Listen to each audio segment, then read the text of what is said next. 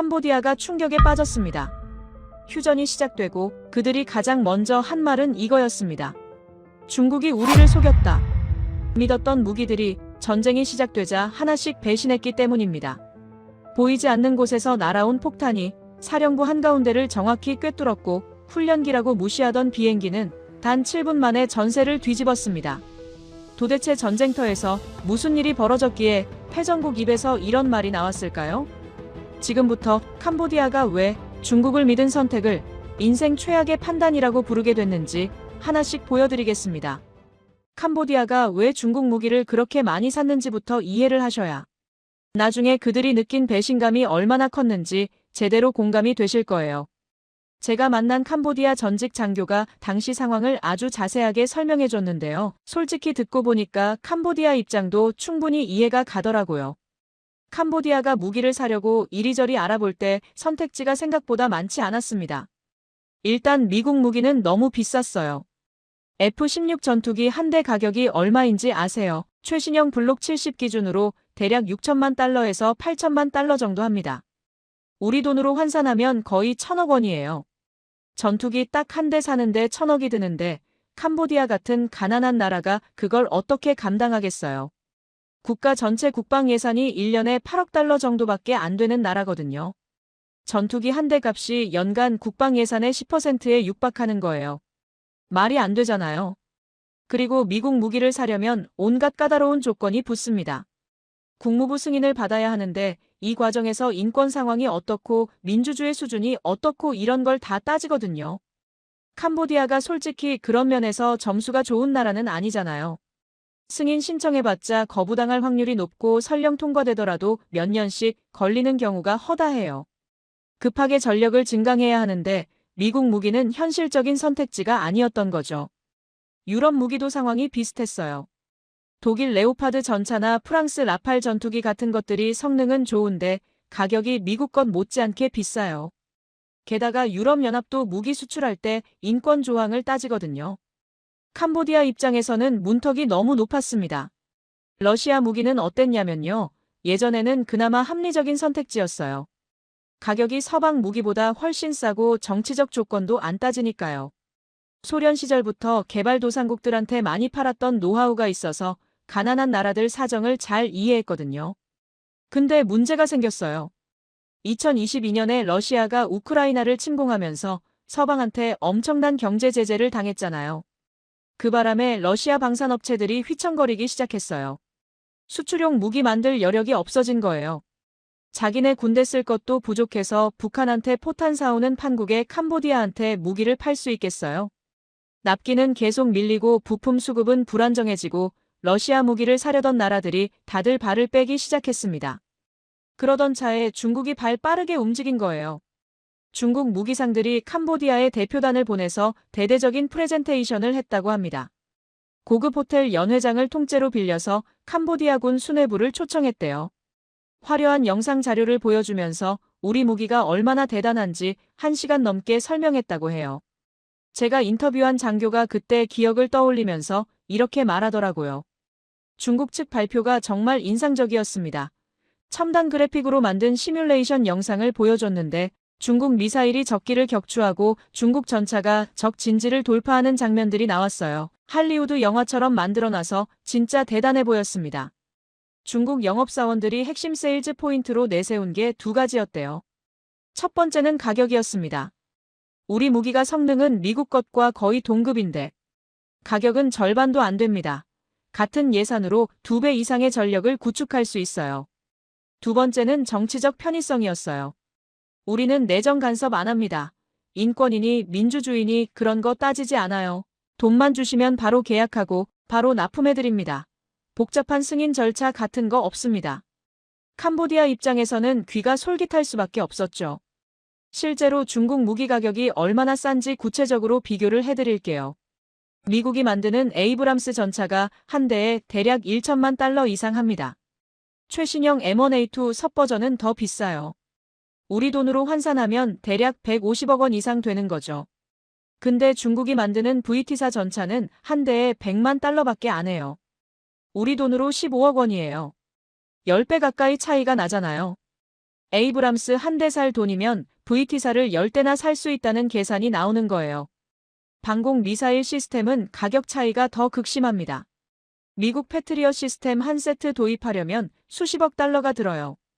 시스템 본체 가격의 미사일값, 유지보수 비용, 운용 인력 훈련 비용, 이런 거 다 합치면 천문학적인 금액이 되거든요. 웬만한 중소국가는 엄두도 못 내는 가격이에요. 근데 중국 HQ 시리즈는 그거에 비하면 정말 껌값이에요. 정확한 가격은 공개가 안 되어 있는데 업계 추정으로는 패트리엇의 10분의 1 수준이라고 합니다. 중국 영업사원들이 이런 숫자를 프레젠테이션 자료에 딱 띄워놓고 캄보디아군 수뇌부를 설득했대요.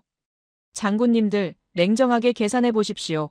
미국 무기 사시면 전투기 10대 사는 게 고작입니다. 근데 우리 무기 사시면 같은 돈으로 전투기 20대에 전차 100대에 방공 시스템까지 갖출 수 있어요. 어느 쪽이 더 현명한 선택입니까? 이 논리가 제대로 먹혔던 거죠. 그래서 캄보디아가 지난 몇 년에 걸쳐서 중국한테서 정말 엄청난 양의 무기를 들여왔습니다. 제가 여러 경로를 통해서 파악한 바로는요. 먼저 주력 전차로 VT사를 최소 60대 이상 도입하기로 계약했어요. VT사가 중국 노린코라는 대형 방산업체에서 만든 수출용 최신형 전차인데요. 125mm 활강포에 자동장전 장치, 최신 사격 통제 시스템까지 장착한 꽤 그럴듯해 보이는 물건이에요. 중국 측에서는 이 전차가 러시아 T-90이나 미국 에이브람스 구형하고 맞먹는 성능이라고 대대적으로 홍보했습니다. 방공 시스템도 여러 종류를 도입했어요. 중거리 방공용으로 HQ-17을 들여왔는데 이게 러시아 토르 시스템을 참고해서 만든 거예요. 사거리가 15km 정도 되고 저고도로 날아오는 비행기나 헬기를 요격하는 용도입니다. 단거리 방공용으로는 KS-1C라는 걸 갖췄는데 이건 사거리가 무려 40km나 된다고 중국 측에서 큰소리쳤어요. 40km면 적 전투기가 폭탄 투하 거리에 들어오기도 전에 격추시킬 수 있다는 뜻이거든요. 다연장 로켓 시스템은 PH-13이라는 최신형을 6문 도입했는데요. 이게 한 번에 로켓 12발을 동시에 발사할 수 있고 사거리가 무려 150km나 된다고 했어요. 여기에 더해서 구소련 시절에 개발된 BM-21이라는 구형 다연장 로켓도 48문 정도 운용하고 있었습니다. 다 합치면 다연장 로켓 시스템만 76대에서 80대 정도를 보유한 셈이에요. 중국에서 기술자들이 직접 캄보디아로 건너와서 이 무기들을 설치해주고 운용 교육도 시켜줬는데요. 이때 정말 자신감 넘치는 말들을 쏟아냈다고 해요. 제가 인터뷰한 캄보디아 장교가 중국 기술자한테 직접 들은 말들을 전해줬는데 이랬대요. 방공 시스템에 대해서는 이렇게 말했대요. 장군님, 이 방공망이면 태국 전투기가 감히 캄보디아 영공 근처에 얼씬도 못합니다. KS-1C가 40km 밖에서 적기를 포착하는 순간 미사일이 자동으로 발사돼서 격추시킵니다. 태국 조종사들이 무서워서 고도를 높이 올리면 그건 HQ-17이 잡고요. 어떻게 해도 뚫을 수가 없는 철벽 방공망입니다. VT사 전차에 대해서는 이렇게 말했다고 해요. 이 전차는 중국 최신 기술의 결정체입니다. 125mm 활강포는 세계 어떤 전차 장갑도 관통할 수 있어요. 사격 통제 장치가 최신형이라서 야간에도 주간처럼 정밀 사격이 가능하고요. 특히 포신 내구성이 뛰어나서 수명이 500발이나 됩니다. 500발이면 장기전에서도 전혀 걱정 없이 쏠 수 있는 양이에요. PH-13 다연장 로켓에 대해서는 더 자신만만하게 말했대요. 이건 우리 중국의 자랑입니다. 사거리 150km예요. 한국이 만든 천무 다연장 로켓이 80km밖에 안 되거든요. 우리게 거의 2배 가까이 멀리 나갑니다. 이걸로 태국 국경 후방 깊숙한 곳까지 타격할 수 있어요. 태국 놈들이 숨을 곳이 없을 겁니다. 캄보디아 군부가 이 말들을 철석같이 믿었습니다. 솔직히 안 믿을 이유가 별로 없었어요. 중국이 세계 2위 경제대국이고 군사력 순위도 미국 다음으로 2위나 3위 한다고 하잖아요. 국방비 지출도 세계에서 2번째로 많고요. 그런 나라가 만든 무기가 설마 엉터리일 거라고 누가 상상이나 하겠어요. 게다가 가격도 싸니까 대량으로 구입할 수 있으니 물량으로 밀어붙이면 충분히 태국 정도는 상대할 수 있다고 계산한 거죠. 제가 인터뷰한 캄보디아 장교가 그때 군부 분위기가 어땠는지 설명해줬어요. 우리는 완벽하게 준비됐다고 생각했습니다. 중국 최신 무기로 완전 무장했고 로켓 숫자는 우리가 더 많았고 국경지역 지형도 우리한테 유리했거든요. 카지노 건물들을 요새로 개조해놨으니까 방어도 튼튼했고요. 태국을 한 번 세게 때려서 협상 테이블로 끌어내자 이게 우리 전략이었어요. 그 장교가 잠시 말을 멈추더니 한숨을 쉬면서 덧붙였습니다. 근데 전쟁이 시작되고 몇 시간 만에 모든 게 무너졌습니다. 완벽하다고 믿었던 게 전부 허상이었어요. 뭐가 문제였냐고 제가 단도직입적으로 물었더니 그 장교 얼굴이 확 일그러지면서 이렇게 말하더라고요. 전부 다요. 전부 다 문제였습니다. 중국이 말한 건 단 하나도 맞는 게 없었어요. 40km 밖에서 잡는다던 레이더는 적 비행기가 코앞에 올 때까지 아무것도 탐지를 못했고 500발 쏜다던 전차 포신은 200발도 안 돼서 터져버렸고 150km 간다던 로켓은 목표물 근처에 가지도 못하고 엉뚱한데 떨어졌어요. 저는 그 순간 등골이 서늘해지는 걸 느꼈습니다. 중국 무기가 형편없다는 소문은 업계에서 예전부터 돌았지만 이렇게 구체적인 실패 사례를 직접 겪은 당사자 입에서 들으니까 실감이 확 나더라고요. 그 장교가 인터뷰 끝에 이런 말을 남겼습니다. 중국한테 속았습니다. 완전히 사기를 당한 거예요. 그리고 그 대가를 우리 젊은 병사들 목숨으로 치렀습니다. 자, 그러면 실제로 전쟁터에서 무슨 일이 벌어졌는지 구체적으로 하나하나 말씀드리겠습니다. 캄보디아가 처음에는 승리를 100% 확신하고 있었어요.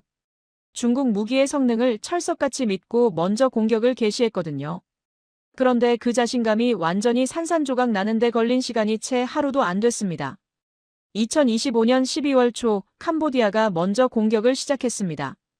그들이 가장 자신 있어 하던 다연장 로켓 부대가 새벽 시간대에 일제히 발사 준비에 돌입했어요. 150km를 쏜다고 자랑하던 PH-13 6문이 태국 국경을 향해 천천히 포구를 돌렸고요.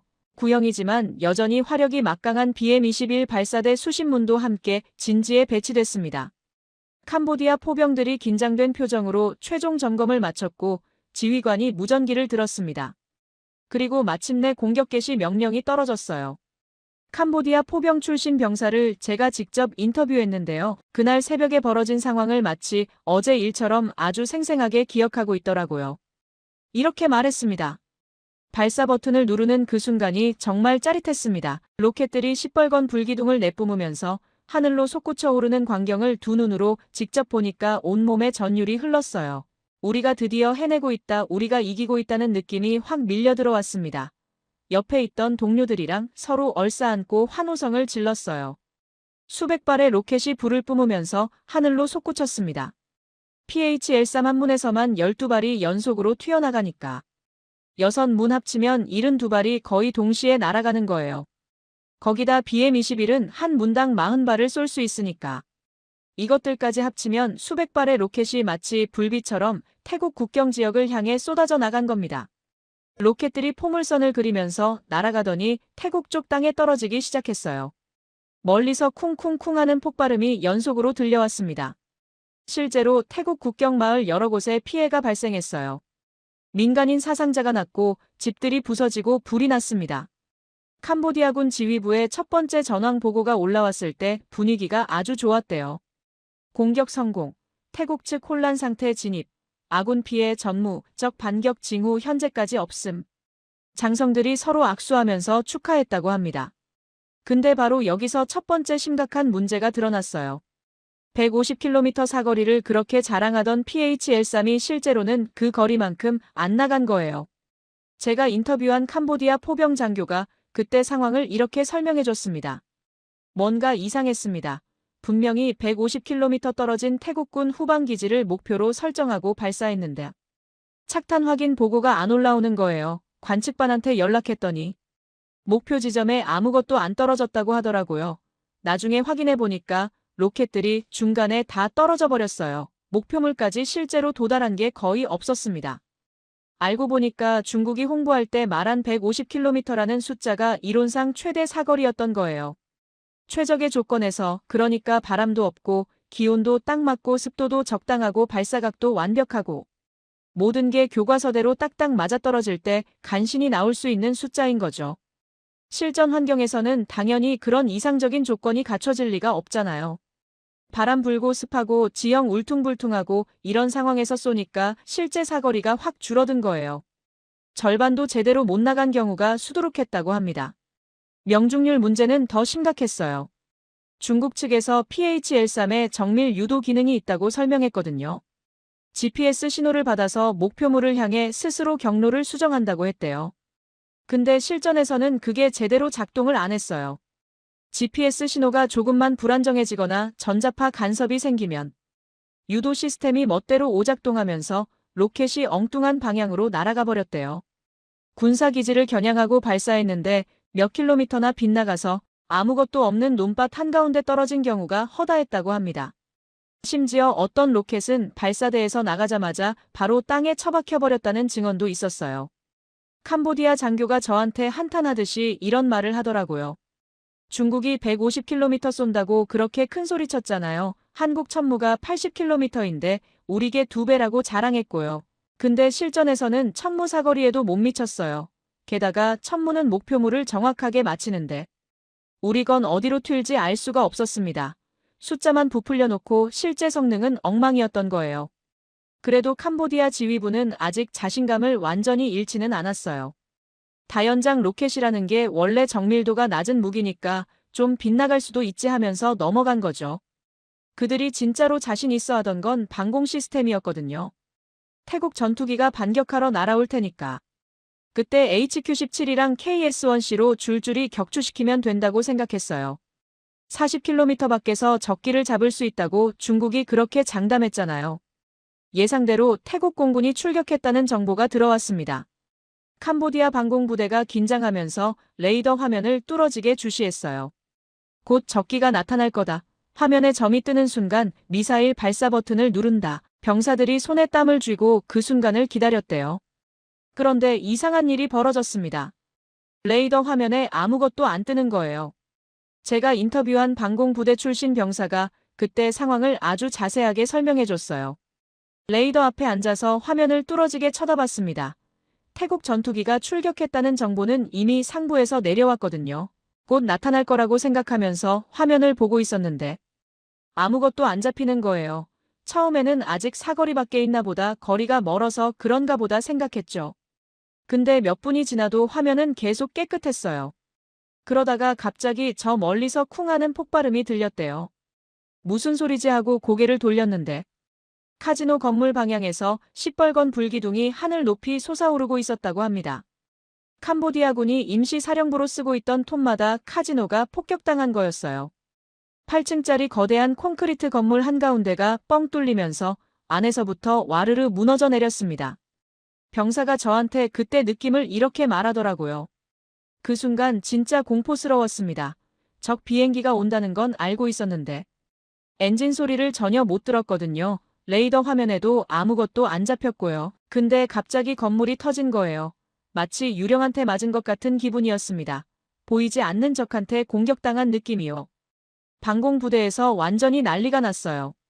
레이더가 왜 적기를 못 잡은 거냐고 지휘관이 소리를 버럭 지르고 기술병들이 허둥지둥 장비를 점검하고 난장판이 됐대요. 근데 장비를 아무리 뜯어봐도 고장난 데가 없었어요. 전원도 정상적으로 들어오고 화면도 멀쩡하게 켜지고 시스템 자체는 작동하는 것처럼 보이는데 그냥 적기가 안 잡히는 거예요. 나중에 알고 보니까 태국군이 전자전을 펼친 거였습니다. 전자전이라는 게 뭐냐면 적의 레이더나 통신 장비를 전파 방해로 무력화시키는 거예요. 쉽게 비유하자면 적의 눈을 멀게 하고 귀를 막아버리는 거죠. 태국군 전자전 장비가 강력한 방해 전파를 쏴서 캄보디아 방공 레이더를 완전히 먹통으로 만들어버린 거예요. 여기서 정말 충격적인 사실이 드러났는데요. 중국이 그토록 자랑하던 HQ-17이랑 KS-1C가 이런 전자전 공격에 전혀 대응을 못했다는 거예요. 현대전에서 전자전은 정말 기본 중에 기본이거든요. 적이 전파 방해를 해올 거라는 건 당연히 예상해야 하고 그에 대한 대비책을 미리 마련해둬야 해요. 주파수를 바꿔가면서 잡는 기능이라든지 방해 전파를 걸러내는 필터라든지 이런 게 현대방공 시스템에는 기본으로 들어가 있어야 합니다. 근데 중국제 시스템은 그런 대비가 전혀 안 되어 있었던 거예요. 재밍 한 방에 그냥 바로 무력화되어 버리는 허술한 수준이었습니다. 캄보디아 장교가 저한테 분통을 터뜨리면서 이렇게 말했어요. 전에 중국 기술자들한테 전자전 대응은 어떻게 되냐고 직접 물어본 적이 있어요. 그랬더니 걱정 마시라고 최신 알고리즘이 탑재되어 있어서 어떤 재밍도 뚫을 수 있다고 큰소리쳤거든요. 근데 막상 실전에서는 태국군 전자전에 바로 뚫려버렸어요. 최신 알고리즘이 뭔지는 모르겠는데 아무짝에도 쓸모가 없었습니다. 완전히 허풍이었던 거죠.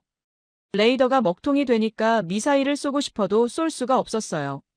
방공 미사일이라는 게 적기를 추적하려면 레이더가 목표물 위치 정보를 실시간으로 계속 보내줘야 하거든요. 미사일이 날아가는 동안 적기가 어디로 움직이는지 계속 업데이트해줘야 쫓아갈 수 있잖아요. 근데 레이더가 눈이 멀어버렸으니까 미사일한테 줄 정보 자체가 없는 거예요. 눈 감고 총 쏘는 거나 마찬가지인 상황이 된 거죠. 결국 사거리 40km를 그렇게 자랑하던 KS-1C. 미사일이 이 전쟁 내내 단 한 발도 발사되지 못했습니다. 중국 기술자들이 철벽 방공망이라고 큰소리치던 그 시스템이 실전에서는 완전히 종이처럼 뚫려버린 거예요. 그리고 바로 그날 밤 더 충격적인 사실이 밝혀졌습니다. 아까 톰마다 카지노 건물이 폭격당했다고 말씀드렸잖아요. 그게 어떻게 된 건지 나중에 조사해봤더니요. 태국 공군 F-16 전투기가 무려 100km 밖에서 폭탄을 투하한 거였어요. 100km면 서울에서 평택까지 거리거든요. 그 정도 떨어진 곳에서 폭탄을 던졌는데 8층짜리 거대한 건물 정중앙을 귀신같이 정확하게 맞힌 거예요. 캄보디아군 내부에서 이게 도대체 무슨 무기냐고 발칵 뒤집어졌습니다. 폭탄이 100km를 날아와서 건물 한가운데를 때린다고요? 미사일도 아니고 폭탄이? 그게 물리적으로 가능한 거냐고 다들 고개를 갸우뚱했대요. 나중에 정보를 수집해서 확인해보니까 한국이 만든 KGGB라는 정밀 유도 폭탄이었어요. 중국이 150km 간다고 허풍 떨던 다연장 로켓은 목표물 근처에도 못 갔는데 한국 폭탄은 100km 밖에서 날아와서 건물 정중앙을 정확하게 관통했습니다. 이게 진짜 실력 차이인 거예요. 이 소식이 삽시간에 퍼지면서 캄보디아군 사이에서 중국 무기에 대한 신뢰가 바닥을 치기 시작했어요. 병사가 저한테 그때 느낌을 이렇게 말하더라고요. 그때부터 뭔가 심각하게 잘못됐다는 걸 직감했습니다. 우리가 가진 중국 무기들은 하나도 제대로 작동을 안 하는데 적이 쓰는 한국 무기는 귀신같이 정확하게 맞더라고요. 우리가 완전히 속은 거구나, 중국한테 사기당한 거구나, 그런 생각이 들었어요. 중국 무기의 실패가 방공 시스템에서만 끝났으면 그나마 나았을 거예요. 근데 문제는 육상 전력의 핵심인 전차에서도 똑같은 일이 벌어졌다는 겁니다. 이 사건은 캄보디아가 아니라 태국에서 일어났는데요. 아이러니하게도 태국군도 중국에서 VT사 전차를 사서 운용하고 있었거든요. 양쪽 다 중국한테 전차를 산 거예요. 12월 중순 어느 날 태국군 기갑부대가 캄보디아군 진지를 향해 화력 지원 사격을 하고 있었습니다. VT사 전차 한 대가 125mm 주포로 연속 사격을 퍼붓고 있었는데요. 이틀 동안 쉬지 않고 200발 넘게 쏘았대요. 그런데 갑자기 펑 하는 소리와 함께 포신이 터져버렸습니다. 포신이라는 게 대포에서 포탄이 날아가는 기다란 관 있잖아요. 그 쇳덩어리가 한가운데서 찢어지듯이 갈라진 거예요. 폭발 충격으로 전차 안에 있던 승무원 3명이 부상을 당했고 전차는 완전히 폐기 처분해야 했습니다. 이 사진이 인터넷에 퍼지면서 전 세계 군사 커뮤니티가 발칵 뒤집어졌어요. 전차 포신에는 수명이라는 게 있거든요. 포탄을 발사할 때마다 포신 내부에 엄청난 압력과 열이 가해지잖아요. 그러다 보면 금속이 조금씩 닳고 피로가 쌓여서 결국 한계에 도달하게 됩니다. 그래서 모든 전차 포신에는 몇 발까지 쏠 수 있다는 수명이 정해져 있어요. 수명이 다 되면 새 포신으로 교체해야 하는 거죠. 중국이 VT사 전차를 팔 때 포신 수명을 500발이라고 공식적으로 명시했습니다.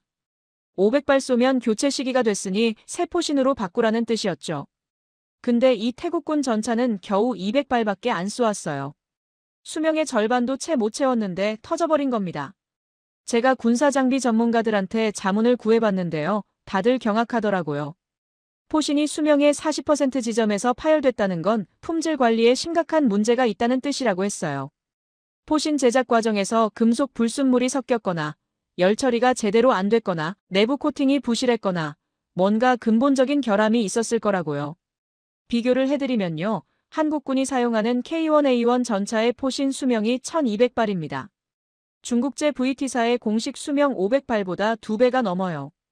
그것도 공식 수명이 그렇다는 거고 실제로는 1200발 다 쏘고도 더 버티는 경우가 많대요.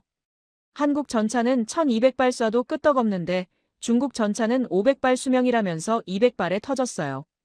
이게 품질 차이입니다. 이 소식이 캄보디아군한테도 바로 퍼졌어요. 왜냐하면 자기들도 똑같은 VT4 전차를 60대나 갖고 있었으니까요. 태국군 전차가 터졌다는 건 내 전차도 언제든 터질 수 있다는 뜻이잖아요. 병사들 사이에서 공포가 번지기 시작했습니다. 제가 인터뷰한 캄보디아 기갑부대 출신 병사가 그때 분위기를 이렇게 말해줬어요. 그 사진 보는 순간 등골이 오싹해졌습니다. 우리 전차도 똑같은 중국제 VT4거든요. 태국 놈들 전차가 200발에 터졌으면 우리 것도 언제 터질지 모르잖아요. 그때부터 전차 타는 게 무서워졌어요. 포탄 장전할 때마다 이번에 터지는 거 아닌가 손이 떨렸습니다. 전차병들 사기가 바닥을 쳤대요. 원래 전차라는 게 보병 입장에서는 든든한 방패 같은 존재잖아요. 적총알 막아주고 강력한 화력으로 지원해주고. 근데 그 전차가 언제 폭발할지 모르는 시한폭탄 같은 존재가 되어버린 거예요. 전차 옆에 있으면 오히려 더 위험하다는 말이 돌기 시작했대요. 전차가 터지면 주변에 있는 보병들도 같이 죽으니까. 전차에서 최대한 멀리 떨어져 있으라고 서로 경고했다고 합니다. 캄보디아 장교가 저한테 분노를 터뜨리면서 이렇게 말했어요. 중국 놈들이 500발 쏠 수 있다고 그렇게 자신있게 말했어요. 장기전에서도 걱정 없다고요. 근데 200발에 터지면 그게 무슨 500발입니까? 완전히 뻥이었던 거잖아요. 그 전차 한 대에 100만 달러를 줬습니다. 15억 원이에요. 15억 주고 산 게 200발 쏘면 터지는 고철 덩어리였던 겁니다. 그런데 포신 폭발 사건은 빙산의 일각에 불과했어요. 중국제 무기들의 문제가 하나둘씩 더 드러나기 시작했거든요. 캄보디아군이 전쟁 중에 노획한 내부 문서들이 있는데요. 거기에 중국 무기에 대한 불만 보고서가 수두룩하게 들어있었대요. 예를 들면 이런 내용들이에요. 어떤 부대에서는 방공 레이더가 멀쩡히 켜져 있다가 갑자기 스스로 꺼져버리는 현상이 반복됐대요. 기술병이 점검해봐도 원인을 모르겠고 다시 켜면 또 작동하다가 또 꺼지고. 전투 중에 레이더가 혼자 꺼져버리면 어떻게 해요? 적 비행기가 날아오는지 안 오는지도 모르는 채로 당해야 하는 거잖아요. 다른 부대에서는 미사일 발사 버튼을 눌렀는데 미사일이 안 나갔다는 보고도 있었대요. 시스템상으로는 발사 신호가 갔는데 미사일이 꿈쩍도 안 하더라는 거예요. 나중에 확인해보니까 발사대와 미사일 사이 연결 회로에 접촉 불량이 있었다고. 실전에서 적기가 날아오는데 미사일 발사 버튼 눌렀는데 안 나가면 그냥 죽는 거잖아요. 부품 교체 문제도 심각했대요. 중국 측에 고장난 부품 교체를 요청하면 답이 몇 달씩 안 온대요. 급하다고 재촉해도 지금 물량이 없다 기다려라 이러면서 질질 끌고. 전쟁 중에 부품이 없어서 무기를 못 쓰면 어떻게 합니까? 캄보디아 장교가 이 부분에서 특히 분노하더라고요. 중국 놈들이 무기 팔 때는 얼마나 친절했는지 몰라요. 뭐든 해드리겠습니다. 걱정 마십시오 이러면서요. 근데 막상 돈 받고 나니까 태도가 180도 바뀌더라고요. 부품 달라고 하면 안 주고 AS 요청하면 무시하고 팔고 나면 나 몰라라 하는 거예요. 완전히 먹튀당한 기분이었습니다. 이게 중국 무기의 고질적인 문제예요. 팔 때는 엄청 싸게 팔아서 일단 계약을 따내는데 막상 운용 단계에 들어가면 부품 수급이나 기술 지원이 형편없거든요. 서방 무기들은 비싸긴 하지만 판매 후에도 꾸준히 관리를 해줘요. 기술자 파견해서 점검해주고 부품 신속하게 공급해주고 업그레이드도 해주고. 근데 중국은 팔고 나면 끝이에요. 문제 생기면 알아서 해결하라는 식이죠. 반면에 한국은 어떻게 하냐면요. 제가 태국군 관계자한테 들은 얘기인데 한국에서 푸미폰 아둔야대 토위함을 살 때 기술 이전까지 해줬대요. 그냥 완성품만 파는 게 아니라 태국 기술자들을 한국 조선소로 초청해서 함께 건조 과정에 참여하게 했다고요. 덕분에 태국이 나중에 자체적으로 군함 정비도 할 수 있고 간단한 개조도 할 수 있게 됐대요. 부품 공급도 신속하고요. 이게 진짜 파트너십 아니겠어요. 중국은 무기 팔아서 돈 버는 데만 관심 있고 한국은 고객 나라가 스스로 성장할 수 있게 도와주는 거예요. 장기적으로 어느 쪽이 더 신뢰를 얻겠어요. 캄보디아 장교가 저한테 쓴웃음을 지으면서 이런 말을 하더라고요. 우리가 왜 중국 무기를 샀는지 아세요? 싸니까요. 근데 지금 깨달은 게 있어요. 싼 게 비지떡이라는 말이 왜 있는지. 100만 달러짜리. 중국 전차가 200발에 터지면 그게 진짜 싼 겁니까? 결국 우리 병사들 목숨으로 그 값을 치른 거예요. 차라리 처음부터 비싸더라도 제대로 된 무기를 샀어야 했습니다. 이 전차 포신 폭발 사건이 중국 무기에 대한 마지막 신뢰마저 완전히 무너뜨렸어요. 캄보디아군 내부에서 대놓고 중국 욕하는 분위기가 형성됐다고 합니다. 근데 더 처참한 건 이런 상황에서 적군이 쓰는 한국 무기는 완벽하게 작동하고 있었다는 거예요. KGGB는 100km 밖에서 건물 한가운데를 마치고 TO0은 7분 만에 긴급 출격해서 전세를 뒤집고 한국산 군함은 바다를 완전히 장악하고 같은 전쟁터에서 중국 무기는 줄줄이 실패하는데 한국 무기는 귀신같이 성공하니까 그 대비가 너무 극명했던 거죠. 병사가 저한테 이렇게 말하더라고요. 중국 무기 쓰는 우리는 바보가 된 기분이었어요. 우리가 가진 건 터지고 안 맞고 안 나가고 난리인데 적들이 쓰는 한국 무기는 마법처럼 다 맞더라고요. 그때 확실히 깨달았습니다. 우리가 잘못된 선택을 했구나. 중국한테 속았구나. 중국 무기가 줄줄이 실패하는 동안 태국군이 쓰는 한국 무기는 캄보디아군에게 그야말로 악몽이 됐습니다. 특히 KGGB라는 정밀 유도 폭탄이 캄보디아 병사들 사이에서 유령 폭탄이라는 별명을 얻었는데요. 왜 그런 별명이 붙었는지 설명드릴게요. 아까 톰마다 카지노 사령부가 폭격당했다고 말씀드렸잖아요.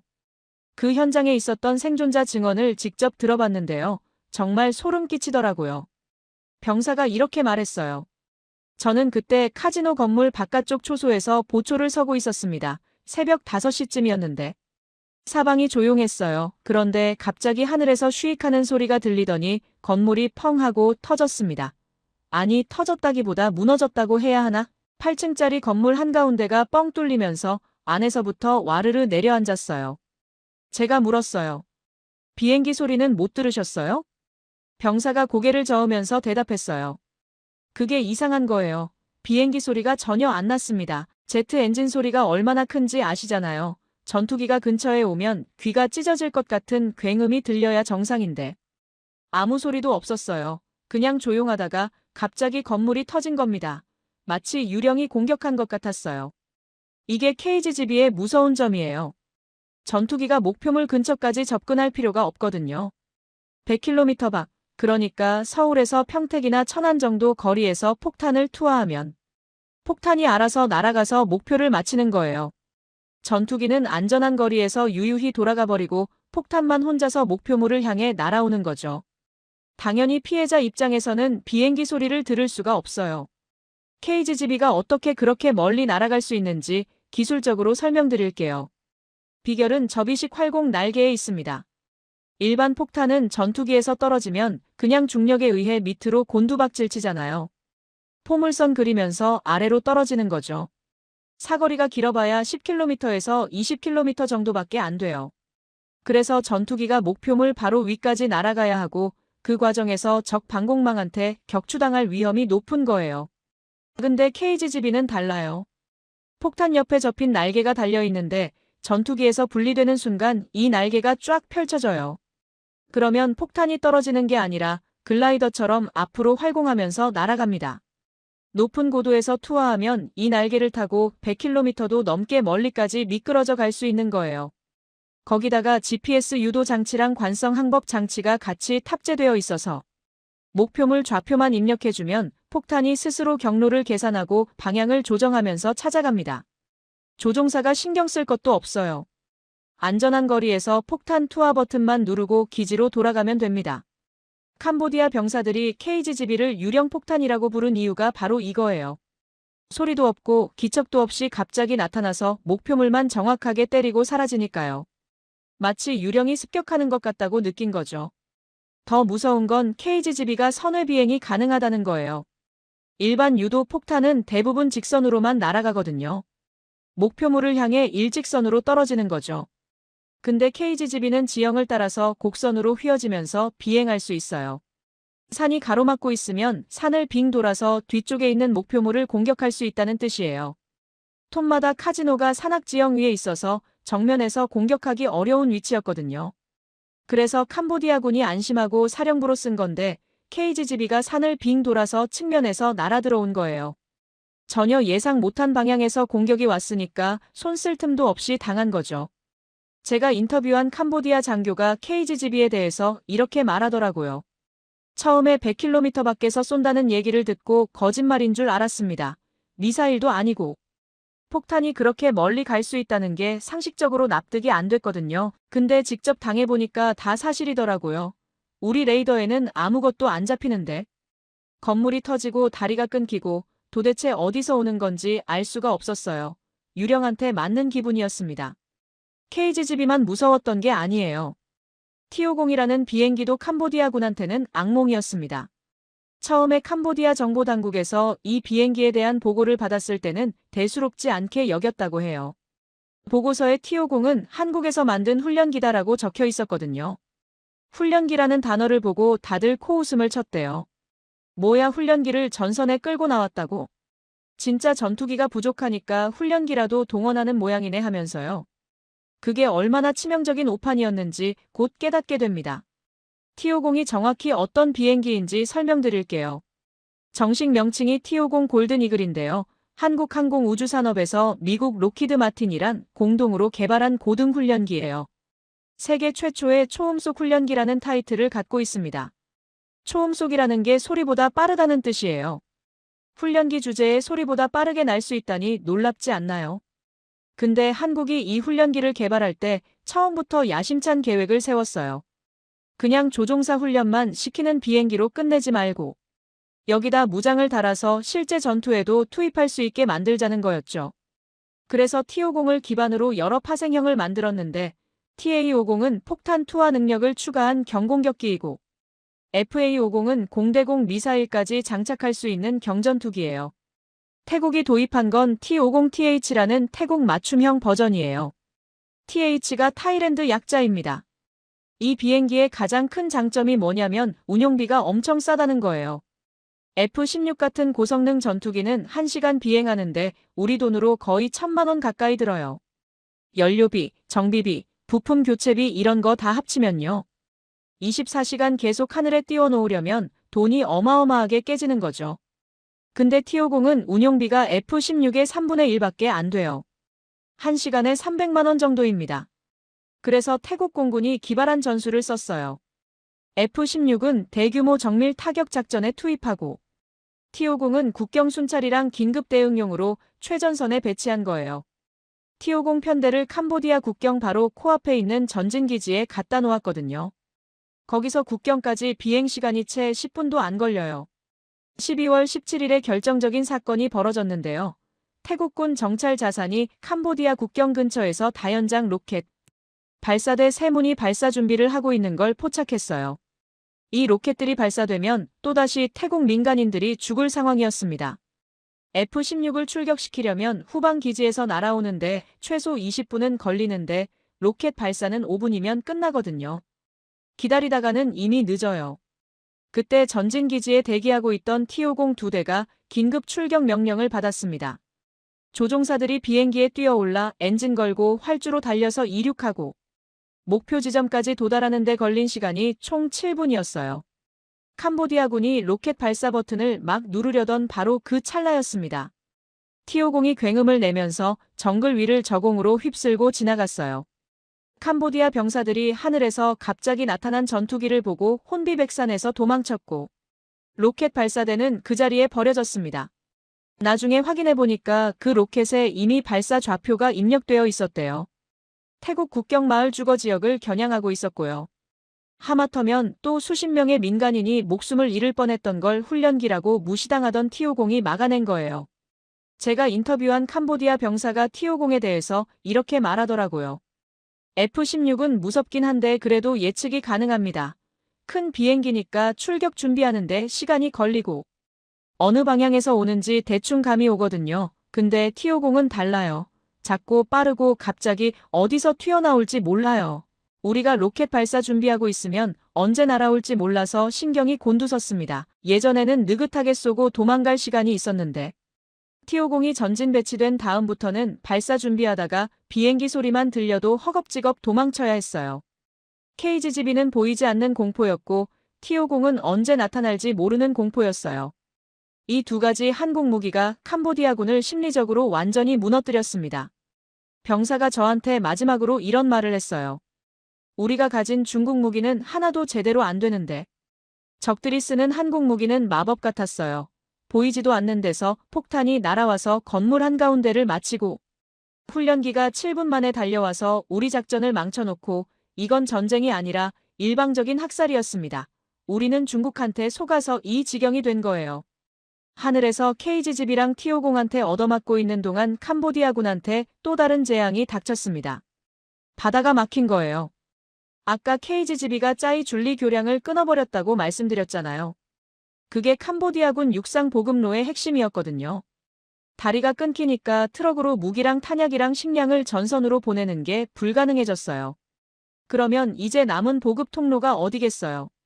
바다밖에 없는 거예요. 캄보디아 남쪽에 시아누쿠빌이라는 항구 도시가 있는데요. 이게 캄보디아가 가진 유일한 대형 항구입니다. 캄보디아가 바다로 물자를 들여오려면 무조건 이 항구를 거쳐야 해요. 중국에서 보내주는 무기랑 탄약이랑 연료가 전부 배에 실려서 시아누쿠빌로 들어오고 거기서 트럭에 옮겨 실어서 전선으로 보내는 루트였거든요. 육상 보급로가 끊겼으니까 이 해상 루트가 캄보디아군의 유일한 생명줄이 된 거죠. 태국 해군이 바로 이걸 노렸습니다. 시아누쿠빌 항구로 향하는 주요 항로를 틀어막겠다고 나선 거예요. 그리고 이 작전에 투입된 게 바로 푸미폰 아둔야댓이라는 군함입니다. 제가 캄보디아 해군 출신 장교를 인터뷰했는데요. 이 사람이 푸미폰 아둔야댓에 대해서 정말 충격적인 말을 하더라고요. 그 배는 괴물이었습니다. 우리 해군 전체를 상대로 바다를 막았어요. 한 척이요. 푸미폰 아둔야댓이 어떤 배인지 좀 자세히 설명드릴게요. 이 배가 어디서 만들어졌냐면 바로 한국입니다. 대우조선해양이라는 회사에서 건조했는데 지금은 이름이 한화오션으로 바뀌었어요. 2019년에 태국 해군에 인도된 3,000톤급 호위함인데요. 현재 태국 해군이 보유한 수상 전투함 중에서 가장 강력한 전력이에요. 크기부터 말씀드리면 길이가 124m 정도 됩니다. 축구장 길이가 보통 105m거든요. 그러니까 축구장보다 좀 더 긴 거예요. 폭은 14m이고 승조원이 140명 정도 타고요. 여기에 최신 무장이 빼곡하게 실려 있습니다. 함대공 미사일이 있어서 적 비행기나 순항 미사일을 요격할 수 있고요. 함대함 미사일이 있어서 적 군함을 타격할 수 있어요. 어뢰도 탑재하고 있어서 잠수함 공격도 가능하고 함포도 있어서 지상 목표물도 때릴 수 있습니다. 만능 전투함이라고 보시면 돼요. 특히 레이더랑 전투 시스템이 아주 뛰어난데요. 동시에 여러 개의 목표물을 탐지하고 추적하면서 위협 순위를 자동으로 계산해서 대응하는 능력을 갖추고 있습니다.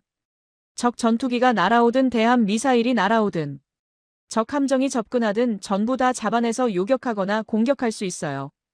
캄보디아 해군이 뭘 갖고 있는지 비교해드리면요. 솔직히 말씀드려서 비교 자체가 민망할 정도예요.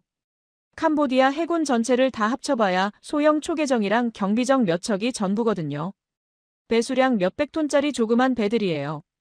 푸미폰 아둔야댓 한 척이 3,000톤인데 캄보디아 해군 배들 전부 다 합쳐도 그것보다 작을걸요. 화력 차이는 말할 것도 없고요. 푸미폰 아둔야댓 한 척하고 캄보디아 해군 전체가 맞붙으면 누가 이기겠어요. 결과는 뻔하잖아요. 캄보디아 해군 장교가 저한테 솔직하게 털어놨어요. 우리는 처음부터 바다에서 싸울 생각이 없었습니다. 상대가 안 되니까요. 그냥 항구에 배를 묶어두고 최대한 숨어 있으려고 했어요. 나가면 격침당하는 거 뻔했으니까요. 근데 문제는 우리가 안 나가도 저쪽에서 들어온다는 거였습니다. 태국 해군이 푸미폰 아둔야댓을 앞세워서 본격적인 해상 봉쇄 작전을 시작했거든요. 시아누쿠빌 항구로 향하는 주요 항로에 딱 버티고 서서 지나가는 선박들을 하나하나 전부 검문하기 시작했어요. 캄보디아 국적 선박이든 제3국 국적 선박이든 상관없이 일단 다 세웠습니다. 어디서 왔냐, 어디로 가냐, 뭘 싣고 있냐, 화물칸 열어봐라. 이렇게 꼼꼼하게 확인하고 무기나 탄약 같은 군수물자가 발견되면 즉시 압류하거나 돌려보냈어요. 캄보디아 해군이 이걸 막으려고 나섰을까요? 장교가 쓴웃음을 지으면서 대답하더라고요. 나가서 뭘 합니까? 우리 배가 항구를 나서는 순간 격침당할 텐데요. 푸미폰 아둔야댓 한 척 화력이 우리 해군 전체보다 강합니다. 나가면 그냥 죽는 거예요. 항구에 처박혀서 지켜보는 수밖에 없었어요. 여기서 제가 하나 짚고 넘어가고 싶은 게 있는데요. 푸미폰 아둔야댓을 만든 한국 조선소의 접근 방식이에요. 태국군 관계자한테 들은 얘긴데 한국에서 이 군함을 살 때 그냥 완성품만 판 게 아니래요. 기술 이전까지 같이 해줬대요. 태국 조선소 기술자들을 한국으로 초청해서 건조 과정에 함께 참여하게 했다고요. 덕분에 태국이 나중에 자체적으로 군함 정비도 할 수 있게 됐고 간단한 개조나 업그레이드도 가능해졌대요.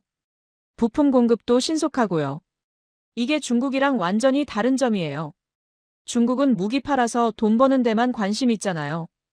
팔고 나면 나 몰라라 하고 부품 달라고 하면 몇 달씩 안 주고. 근데 한국은 고객 나라가 스스로 역량을 키울 수 있도록 도와주는 거예요. 장기적으로 보면 어느 쪽이 더 신뢰를 얻겠어요. 당연히 한국 방식이죠. 이게 한국 방위 산업이 전 세계에서 인기 있는 이유 중 하나예요. 다시 전쟁 상황으로 돌아가면요. 해상 봉쇄가 본격적으로 시작되고 며칠이 지나자 효과가 바로 나타났습니다. 캄보디아 전선에서 물자 부족 현상이 심각해지기 시작한 거예요. 원래 중국에서 배로 보내주는 탄약이랑 연료로 버티고 있었는데 그게 바다에서 막히니까 보급이 뚝 끊긴 거죠. 제가 인터뷰한 최전선 출신 병사가 그때 상황을 이렇게 말해줬어요.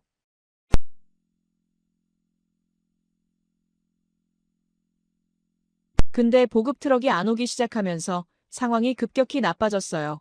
3일째부터 식사가 줄었습니다. 하루 3끼에서 2끼로, 2끼에서 1끼로. 나중에는 라면 한 봉지를 동료 3명이 나눠 먹어야 했어요. 탄약 부족은 더 심각했습니다. 다연장 로켓을 쏘고 싶어도 쏠 로켓탄이 없는 상황이 된 거예요. 처음에 그렇게 자신있게 쏴대던 PH-13이 재고가 바닥나니까 그냥 고철 덩어리가 돼버렸어요. 소총탄도 부족해지기 시작했대요. 병사가 이렇게 말하더라고요. 소총탄이 1인당 30발밖에 안 남았습니다. 보통 전투 한 번 하면 수백 발은 쓰거든요. 30발이면 제대로 된 교전 한 번 하면 끝이에요. 장교가 아끼라고 신신당부했는데. 적이 쳐들어오면 어떻게 아낍니까? 다들 불안해서 잠을 못 잤어요. 연료 상황은 더 절망적이었어요. 전차든 트럭이든 장갑차든 연료가 있어야 움직이잖아요. 캄보디아는 산유국이 아니라서 연료를 전부 수입에 의존하거든요. 해상 봉쇄로 연료 수입이 막히니까 캄보디아군 기갑부대가 꼼짝을 못하게 됐습니다. 중국에서 사들인 VT사 전차가 60대나 있었는데 기름이 없어서 그냥 정글에 세워둘 수밖에 없었어요. 기름 떨어진 전차가 뭘 할 수 있겠어요. 움직이지 못하면 그냥 거대한 철덩어리에 불과한 거잖아요. 캄보디아 기갑부대 병사가 저한테 이렇게 말하더라고요. 전차가 60대가 있으면 뭐합니까? 기름이 없는데 움직일 수 있는 게 10대도 안 됐어요. 나머지는 그냥 정글에 주차해놓고 위장망 덮어놓은 상태였습니다. 적이 쳐들어오면 어쩌냐고요. 할 수 있는 게 없었어요. 전차에서 내려서 도망가야죠. 더 한심한 건 그 전차들이 어차피 제대로 작동했을지도 의문이라는 거예요. 포신 200발에 터지는 전차를 누가 믿고 타겠어요. 연료 있어도 무서워서 못 탔을 거예요. 중국 무기에 대한 신뢰가 완전히 바닥을 쳤으니까요. 육상 보급로는 KGGB가 끊었고 해상 보급로는 한국산 군함이 막았어요. 하늘에서는 KGGB랑 T-50이 쉴 새 없이 공격하고 사면 초가라는 말이 딱 맞는 상황이었습니다. 캄보디아 장교가 그때 심정을 이렇게 표현하더라고요. 완전히 포위당한 기분이었습니다. 땅으로도 못 받고 바다로도 못 받고 하늘에서는 계속 맞고 우리가 가진 중국 무기는 하나도 제대로 안 되는데 적들은 한국 무기로 우리를 조이고 있었어요. 그때 확실히 깨달았습니다. 우리가 처음부터 잘못된 선택을 한 거구나. 중국을 믿은 게 실수였구나. 이런 상황에서 캄보디아군 내부에 어떤 일이 벌어졌는지 말씀드리겠습니다. 굶주림과 공포가 겹치니까 병사들이 무너지기 시작했어요. 탈영이 속출하고 일부 부대는 통째로 항복하고 전쟁이 시작된 지 불과 며칠 만에 캄보디아군은 완전히 와해되고 있었습니다. 보급이 끊기면서 캄보디아 최전선 부대에 끔찍한 일들이 벌어지기 시작했습니다. 제가 인터뷰한 병사들 중에 그때 상황을 직접 겪은 사람들이 여럿 있었는데요. 들으면서 진짜 마음이 안 좋더라고요. 전쟁의 참혹함이 느껴졌어요. 한 병사가 이렇게 말했습니다. 배고픔이 제일 힘들었어요. 이틀째 라면 국물만 마시고 버텼는데 그것도 떨어지니까 진짜 미칠 것 같았습니다. 풀을 뜯어먹을까 진지하게 고민했어요. 군인이 풀을 먹는다니까 웃기죠. 근데 그때는 웃을 수 있는 상황이 아니었어요. 또 다른 병사는 물 문제를 얘기하더라고요. 정글에서 물 구하는 게 얼마나 힘든지 아세요? 계곡물을 떠다 마셨는데 설사병이 돌았어요. 동료 절반이 배탈 났습니다.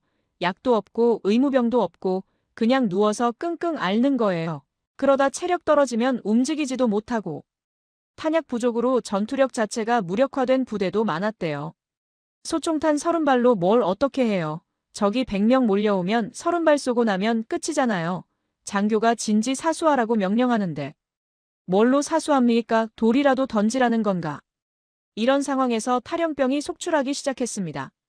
밤에 몰래 부대를 빠져나가서 고향으로 도망치는 병사들이 하루에도 몇 명씩 생겼대요. 처음에는 헌병대가 잡아다가 처벌했는데 나중에는 너무 많아져서 손을 쓸 수가 없었다고 합니다. 잡아도 계속 도망가니까요. 한 병사가 저한테 솔직하게 말하더라고요. 저도 도망칠까 수백 번은 생각했어요. 이렇게 굶어 죽느니 차라리 도망가다 잡혀서 총살당하는 게 나을 것 같았거든요. 근데 고향까지 거리가 너무 멀었어요. 정글을 며칠을 걸어야 하는데 밥도 못 먹은 상태로 그걸 버틸 자신이 없었습니다. 그래서 그냥 여기서 적한테 항복하는 게 더 나을 것 같았어요. 장교들도 마찬가지였대요. 지휘관이 먼저 도망쳐버린 부대도 있었다고 합니다. 부하들 버리고 혼자 튀어버린 거예요. 아침에 일어나 보니까 소대장이 없더라는 거예요. 밤새 짐 싸서 도망간 거죠. 그러면 남은 병사들은 어떻게 해요? 지휘관 없이 뭘 어떻게 해야 할지 모르는 상태로 방치되는 거잖아요. 어떤 부대는 아예 통째로 항복했다고 합니다. 지휘관이 병사들 모아놓고 이렇게 말했대요. 더 이상 싸울 수가 없다. 탄약도 없고 밥도 없고 지원군도 안 온다. 여기서 다 죽느니 항복하자. 그래서 백기 들고 나갔대요. 태국군한테 잡혀가는 게 굶어 죽는 것보다 낫다고 판단한 거죠. 이런 상황에서 병사들 사이에 중국에 대한 원망이 폭발했습니다. 제가 인터뷰한 거의 모든 병사들이 중국 욕을 하더라고요. 정말 신랄했어요. 한 병사는 이렇게 말했어요. 중국 놈들이 우리한테 사기친 거예요. 세계 최고 무기라고 해놓고. 막상 쓰니까 다 고장이잖아요. 미사일은 안 나가고 레이더는 먹통이고 전차는 터지고 우리가 이 무기들 믿고 전쟁을 시작했는데 전부 다 엉터리였어요. 중국 때문에 우리 동료들이 죽었습니다. 또 다른 병사는 더 직접적으로 말하더라고요. 중국 무기 팔러 온 놈들이 얼마나 큰 소리를 쳤는지 몰라요.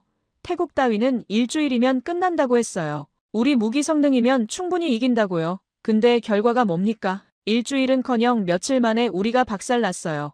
그놈들 말만 믿은 우리 지휘관들도 바보지만 애초에 거짓말한 중국 놈들이 제일 나빠요. 장교 출신도 비슷한 얘기를 했어요. 중국한테 완전히 속았습니다. 무기 살 때 그렇게 좋은 말만 해놓고 막상 전쟁 터지니까 지원도 안 해주더라고요. 부품 달라고 연락했는데 답도 없어요. 팔 때는 언제든 도와주겠다더니 정작 필요할 때는 나 몰라라예요. 앞으로 절대 중국 무기 안 삽니다. 다시는. 이런 분위기가 퍼지면서 병사들 사이에 한국 무기에 대한 이야기도 많이 돌았대요. 적군이 쓰는 무기인데도 병사들이 감탄을 하더라는 거예요. 한 병사가 이렇게 말하더라고요. 우리가 쓰는 중국 무기는 하나도 안 되는데 적들이 쓰는 한국 무기는 귀신같이 맞더라고요. 100km 밖에서 건물 한가운데를 때리고 훈련기가 7분 만에 날아와서 우리 작전을 망치고 한국 군함 한 척이 바다를 막아서 우리 보급을 끊고 왜 한국 무기는 저렇게 잘 되고 중국 무기는 저 모양인지 원망스럽더라고요. 또 다른 병사는 이런 말을 했어요. 적이지만 인정할 수밖에 없었어요. 한국 무기 진짜 대단하더라고요. 우리가 어디 숨어도 찾아내서 때리고 우리가 뭘 해도 막히고 전쟁이 아니라 일방적으로 두들겨 맞는 느낌이었어요. 나중에 알고 보니까 태국이 쓴 핵심 무기들이 전부 한국에서 만든 거더라고요. 한국이 이렇게 무기를 잘 만드는 나라인지 그때 처음 알았어요. 이 병사가 저한테 마지막으로 한 말이 정말 인상적이었어요. 솔직히 우리도 한국 무기 쓰고 싶었습니다. 중국 무기 말고요. 근데 이미 늦었잖아요. 전쟁은 시작됐고 우리는 중국 무기밖에 없었고 처음부터 잘못된 선택을 한 거예요. 중국을 믿은 게 화근이었습니다. 굶주림과 공포와 배신감이 겹치면서 캄보디아군은 완전히 무너졌습니다. 더 이상 조직적인 저항이 불가능한 상태가 됐어요. 결국 개전 후 불과 며칠 만에 휴전 협상에 나설 수밖에 없었는데요. 협상 테이블에 앉은 캄보디아 대표단의 심정이 어땠을지 상상이 가시죠. 자신만만하게 전쟁을 시작했다가 완전히 박살이 났으니까요. 그것도 믿었던 중국 무기가 전부 배신하는 바람에요. 전쟁이 끝난 후에 캄보디아 내부에서 어떤 일이 벌어졌는지, 그리고 한국에 대한 인식이 어떻게 바뀌었는지 말씀드리겠습니다. 캄보디아 사람들 사이에서 퍼진 충격적인 소문들이 있거든요. 전쟁이 휴전으로 마무리된 직후에 저는 캄보디아 현지 분위기가 어떻게 돌아가는지 파악하기 위해서 여러 경로를 통해 정보를 수집했는데요. 제가 들은 이야기들 중에는 정말 놀라운 것들이 많았습니다. 캄보디아 사회 전체에 이번 전쟁에 대한 이야기가 급속도로 퍼지면서 일종의 도시 전설 같은 것들이 만들어지고 있었거든요. 전쟁을 직접 겪은 병사들이 제대하거나 휴가를 나와서 고향에 돌아가면 당연히 가족들한테 자기가 전쟁터에서 겪은 일들을 이야기하잖아요. 그러면 그게 동네 사람들한테 퍼지고 옆 동네로 퍼지고 시장에서 장사하는 아줌마들 입을 타고 다른 마을까지 퍼지고요. 입에서 입으로 전해지다 보면 점점 부풀려지기도 하고 과장되기도 하고 어떤 부분은 왜곡되기도 해요.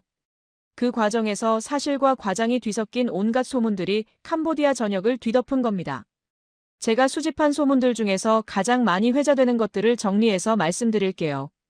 첫 번째는 중국 무기에 대한 소문인데요. 내용이 정말 신랄하고 독합니다. 캄보디아 사람들 사이에서 중국 무기를 뭐라고 부르는지 아세요? 전시회용 무기라고 부른대요. 무슨 뜻이냐면요. 전시회에 갖다 놓고 손님들한테 구경시키는 데는 아주 좋은데 실제로 전쟁에서 쓰면 절대 안 되는 무기라는 거예요. 겉모양은 번지르르하게 잘 만들어놨는데 속은 텅 비었다는 뜻이죠. 중국 무기 전시회 가보시면 아시겠지만 정말 그럴듯하게 만들어놨거든요. 최신 전차도 있고 전투기도 있고 미사일도 있고 군함 모형도 있고요. 옆에 스펙 적힌 팻말 세워놓고 홍보 영상 틀어놓으면 대단해 보여요. 근데 그게 진짜 성능이 아니었다는 게 이번에 드러난 거죠. 이런 블랙 유머도 캄보디아에서 돌고 있대요. 중국 전차 타려면 유서부터 써라. 왜냐하면 200발 쏘면 포신이 터지니까 언제 죽을지 모르거든요. 중국 미사일 쏘려면 기도부터 해라. 발사 버튼 눌러도 나갈지 안 나갈지 하늘만 아니까요. 중국 레이더 켜면 눈 감아라. 어차피 적이 와도 안 보이니까 보나 마나라는 거예요. 웃기면서도 씁쓸한 농담들이에요. 왜냐하면 이게 그냥 농담이 아니라 실제로 일어난 일들을 풍자한 거거든요. 진짜로 전차 포신이 터져서 병사들이 다쳤고, 진짜로 미사일이 안 나가서 적기한테 속수무책으로 당했고, 진짜로 레이더가 먹통이 돼서 폭격당하는 줄도 몰랐잖아요. 그 무기들 때문에 캄보디아 병사들이 죽었으니까 웃을 수만은 없는 농담이에요. 두 번째 소문은 한국 무기에 대한 건데요. 이건 공포에 가까운 경외심이 담겨 있었습니다. 캄보디아 사람들 사이에서 한국 무기를 어떻게 묘사하는지 들어보시면 소름 돋으실 거예요. 한국 폭탄은 유령이다. 100km 밖에서 날아오는데 소리도 없고 기척도 없다. 비행기 엔진 소리가 안 들린다. 레이더에도 안 잡힌다. 어디서 오는지 전혀 알 수가 없다. 그러다가 갑자기 건물이 터진다. 숨어도 찾아내고 도망쳐도 따라온다. 산이 가로막으면 산을 돌아서 오고 건물이 있으면 건물 한가운데를 뚫는다. 지하 벙커에 숨어도 소용없다. 이 폭탄한테서 도망칠 방법은 세상에 없다. 사실 여부를 따져보면 상당 부분이 진짜 사실이에요. 100km 사거리는 실제로 맞고요. 활공 날개를 펼쳐서 선회 비행하는 능력도 있고요. 건물 정중앙을 정밀하게 타격하는 것도 톤마다 카지노에서 실제로 증명됐잖아요. 다만 숨어도 찾아내고 도망쳐도 따라온다는 부분은 좀 과장된 거예요. KGB가 스스로 목표물을 추적해서 쫓아가는 인공지능 폭탄은 아니거든요. 사전에 좌표를 입력해줘야 그 좌표를 향해 날아가는 거예요. 하지만 이런 과장이 생긴 이유가 있어요. 당하는 입장에서는 이 폭탄이 어디서 어떻게 날아오는지 전혀 파악이 안 됐거든요. 레이더에도 안 잡히고 비행기 소리도 안 들리는데 갑자기 건물이 폭발하니까 마치 유령이 습격하는 것처럼 느꼈던 거예요. 극심한 공포가 이런 과장된 소문을 만들어낸 겁니다. 한국 비행기에 대한 소문도 널리 퍼졌어요. 훈련기인 줄 알았는데 진짜 전투기보다 더 무서웠다. 크기가 작아서 눈에 잘 안 띈다. 소리도 작아서 가까이 올 때까지 모른다. 갑자기 어디서 튀어나올지 예측이 안 된다. 우리가 뭔가 작전을 준비하고 있으면 귀신같이 알고 달려온다. 7분이면 나타나서 모든 걸 망쳐놓는다. 이건 비행기가 아니라 유령이다. 이것도 T-50 이야기인데요. 대부분 실제 사실에 기반한 소문이에요. T-50이 정말로 전진기지에 배치되어서 긴급 대응 임무를 수행했고, 실제로 7분 만에 출격해서 다연장 로켓 발사를 저지한 사례가 있었으니까요. 다만 귀신같이 알고 달려온다는 건 과장인데, 실제로는 정찰 자산이 캄보디아군 움직임을 탐지해서 정보를 전달한 거예요. 귀신이 아니라 정보력의 승리였던 거죠. 세 번째 소문이 가장 충격적이었는데요. 한국 군함에 대한 거예요. 한국에서 만든 괴물 군함이 있다. 그 배 이름이 뭔지는 모르겠는데 태국 해군에 있다. 그 배 한 척이 우리 캄보디아 해군 전체를 상대로 바다를 막았다. 미사일을 수십 발 동시에 발사할 수 있다. 적 비행기가 날아오면 격추시키고 적 미사일이 날아오면 요격하고 잠수함이 접근하면 어뢰로 공격한다. 만능이다. 그 배가 바다에 떠 있으면 아무것도 지나갈 수가 없다. 한국 조선 기술이 세계 최강이라서 이런 괴물을 만들 수 있는 거다. 푸미폰 아둔야댓 이야기인데요. 이것도 대부분 사실이에요. 약간 과장된 부분이 있긴 하지만 그 배 성능이 정말 뛰어나고 실제로 해상 봉쇄를 성공적으로 수행했으니까요. 캄보디아 해군이 꼼짝도 못하고 항구에 처박혀 있었던 건 사실이잖아요. 네 번째는 중국과 한국을 직접 비교하는 소문이에요. 이게 캄보디아 사람들 사이에서 정설처럼 굳어졌더라고요. 중국 무기는 싸긴 싼데 실전에서 못 쓴다. 전시회에서 보여주는 스펙은 다 뻥이다. 한국 무기는 중국보다 비싸긴 한데 진짜로 된다. 카탈로그에 적힌 대로 실제로 작동한다. 중국은 무기 팔고 나면 나 몰라라 한다. 부품 달라고 해도 안 주고 고장 나도 안 고쳐준다. 한국은 다르다. 기술 이전도 해주고 부품도 제때 보내주고 AS도 잘해준다. 앞으로 무기 사려면 절대 중국한테 사면 안 된다. 한국이나 다른 나라한테 사야 한다. 이건 상당히 정확한 평가예요. 실제로 한국 무기가 가성비 면에서 세계 최고 수준이라는 건 방위산업 전문가들 사이에서 이미 정설이거든요. 그리고 중국 무기의 AS 문제도 실제로 여러 나라에서 지적되는 고질적인 문제이고요. 캄보디아 사람들이 직접 경험해보니까 그 차이를 뼈저리게 느낀 거죠. 이런 소문들이 캄보디아 전역에 퍼지면서 두 나라에 대한 인식이 완전히 뒤바뀌었습니다. 중국에 대해서는 사기꾼, 거짓말쟁이, 먹튀라는 부정적인 인식이 단단하게 박혀버렸고요. 한국에 대해서는 무섭지만 대단한 나라, 진짜 실력 있는 나라라는 인식이 새롭게 생긴 거예요. 제가 만난 캄보디아 사람들 중에 이런 말을 하는 경우가 정말 많았어요. 전쟁 전에는 한국 하면 K-팝이랑 드라마 생각했는데 지금은 무기 생각이 먼저 난다고요. 방탄소년단 나라가 아니라 KGB 나라가 됐다고요. 김치 나라가 아니라 유령 폭탄 나라가 됐다고요. 특히 군 관계자들 사이에서 한국에 대한 평가가 180도 달라졌어요. 제가 인터뷰한 캄보디아 전직 장교가 이렇게 말하더라고요. 솔직히 인정합니다. 한국이 진짜 대단한 나라예요. 우리가 한국을 너무 얕봤습니다. 훈련기나 만드는 나라 조립이나 하는 나라라고 무시했는데 그게 얼마나 어리석고 오만한 생각이었는지 이번에 뼈저리게 깨달았어요.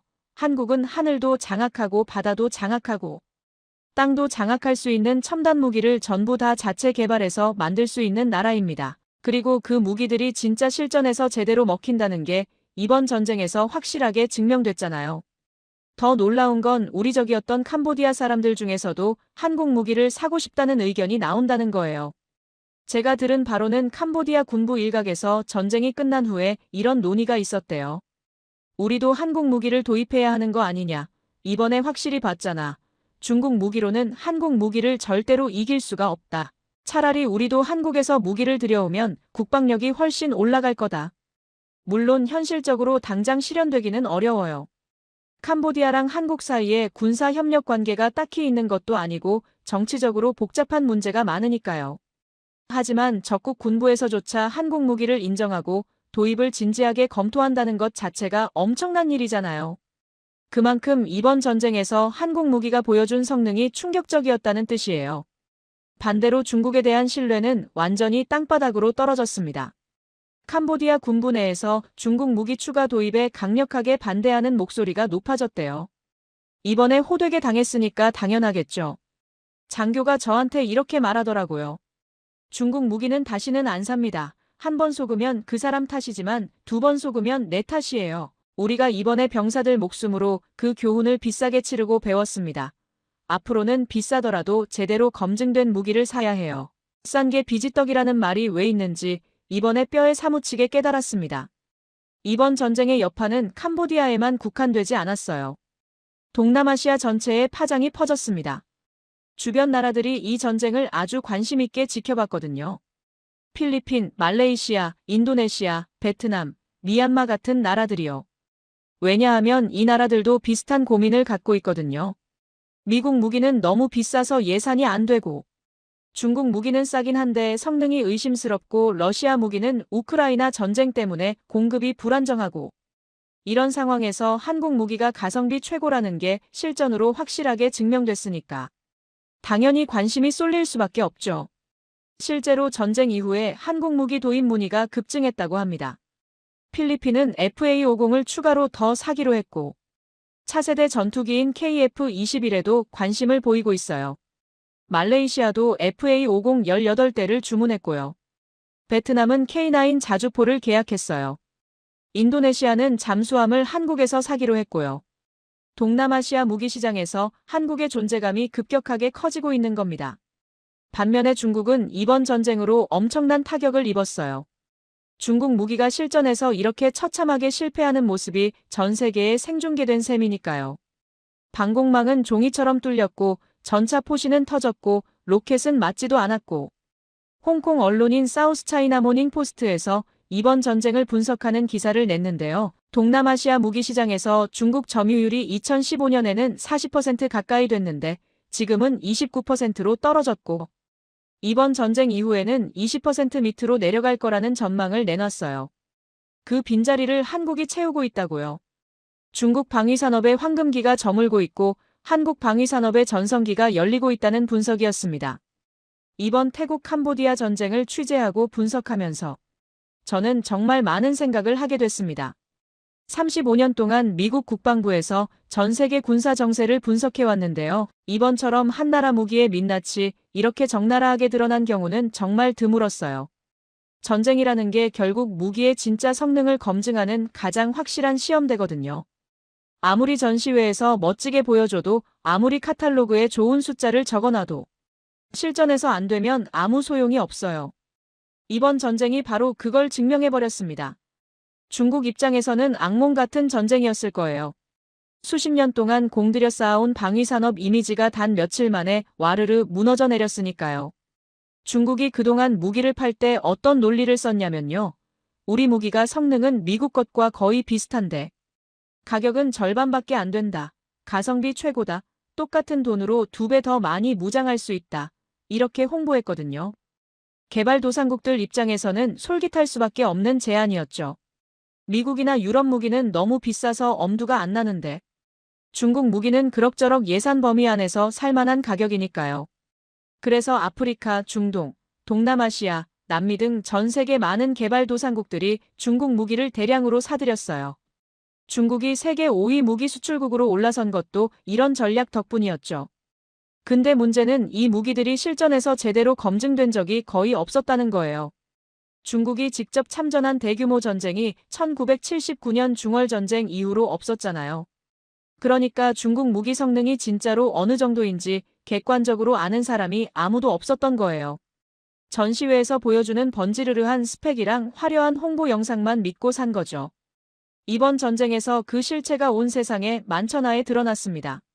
40km 밖에서 적기를 잡는다던 방공 레이더가 전자전 한 방에 허무하게 먹통이 되고 500발 쏠 수 있다던 전차 포신이 겨우 200발에 찢어지듯이 터져버리고 150km 날아간다던 로켓이 목표물 근처에도 못 가고 엉뚱한데 떨어지고 카탈로그에 인쇄된 숫자랑 실제 성능이 완전히 딴판이라는 게 증명된 거예요. 이건 단순히 캄보디아 한 나라의 문제가 아니에요.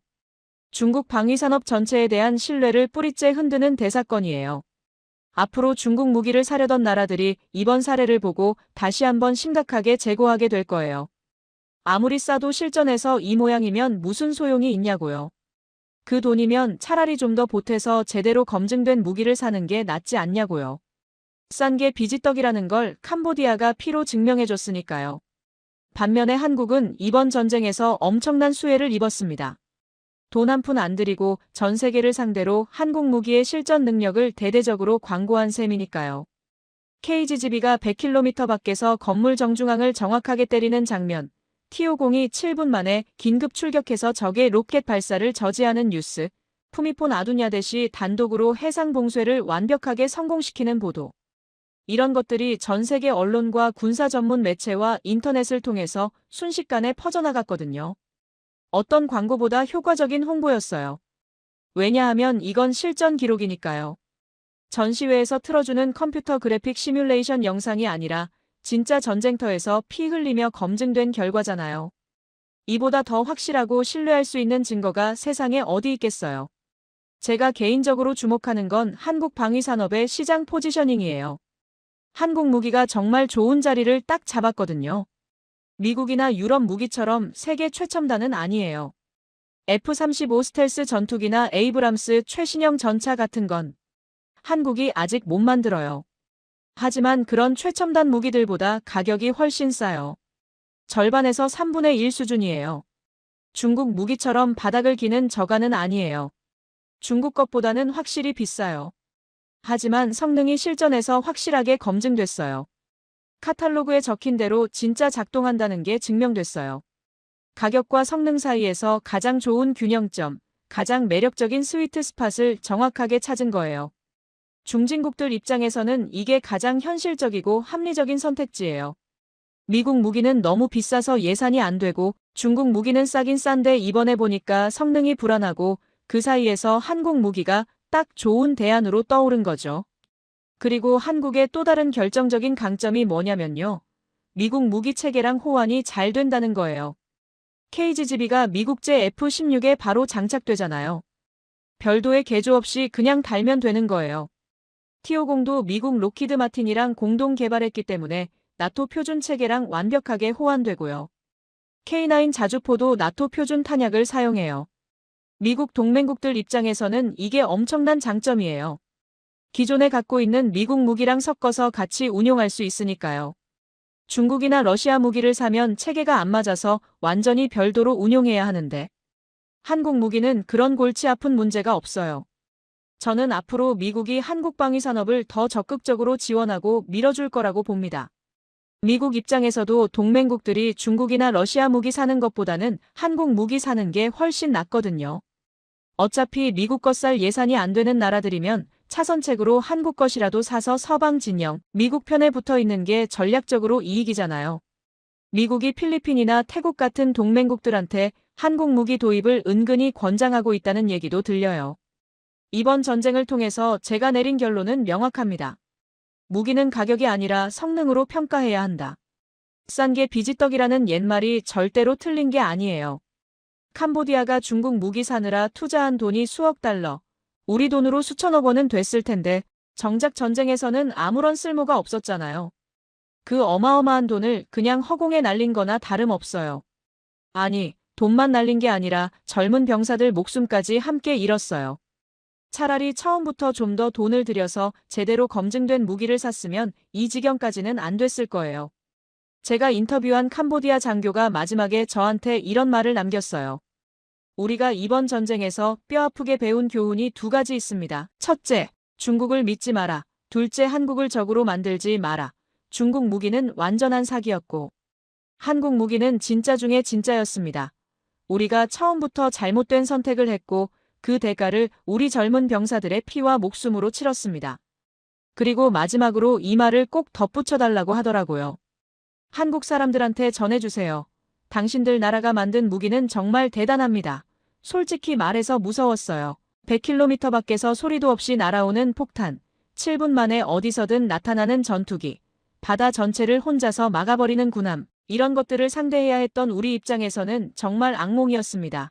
근데 그 무서움 뒤에는 존경심이 있어요. 한국은 진짜 대단한 나라입니다. 우리가 얕봐서 미안합니다. 패배자의 입에서 나온 이 말이 어떤 승자의 자랑보다 더 강력하게 가슴에 와닿았습니다.